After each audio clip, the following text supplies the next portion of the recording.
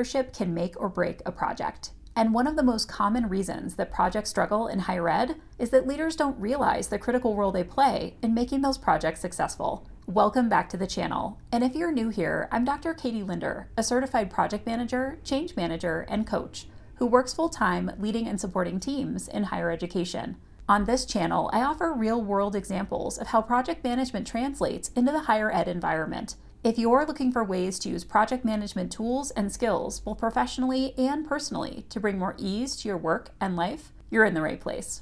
In today's video, we're focusing on common project management mistakes that leaders make, especially those in roles like dean, department chair, director, or an executive sponsor. Project management isn't just the responsibility of the project manager.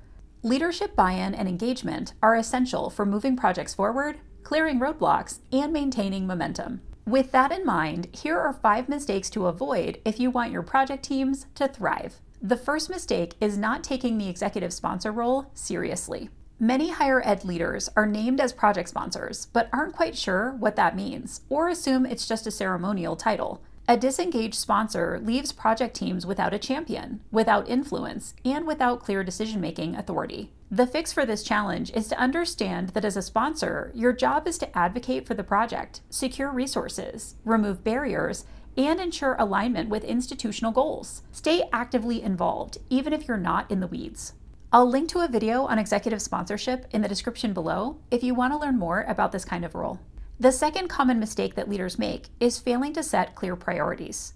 Leaders often greenlight multiple initiatives without clarifying which ones are most important.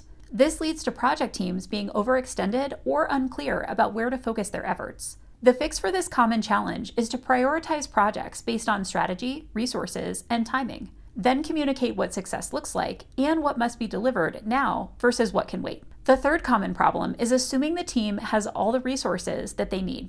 Leaders sometimes assume that once a project is launched, the team can take it from there. But many teams are under-resourced, lacking time, tools, or personnel to execute effectively. For this challenge, the fix is to regularly check in on resourcing. Ask whether timelines are realistic, workloads are sustainable, and if additional support is needed. A fourth common problem leaders can make is over-involving themselves in the wrong way.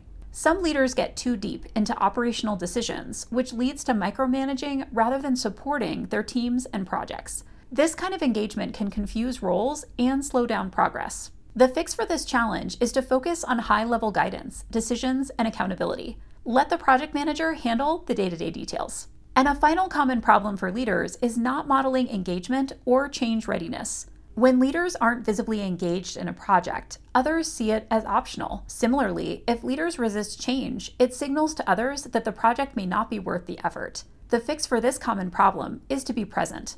Show up to key meetings, speak positively about the change, and model the behaviors that you want others to adopt. If you're in a leadership role and involved in project work, you have more influence than you might realize. Avoiding these common mistakes can set your teams up for success and send a strong message that project management is taken seriously at every level of the institution. I'd love to hear from you in the comments. What strategies have worked well for engaging leadership in project work? Let's learn from these strategies together. And don't forget to subscribe to the channel so you don't miss any future videos. Thanks for watching, and I'll see you in the next one.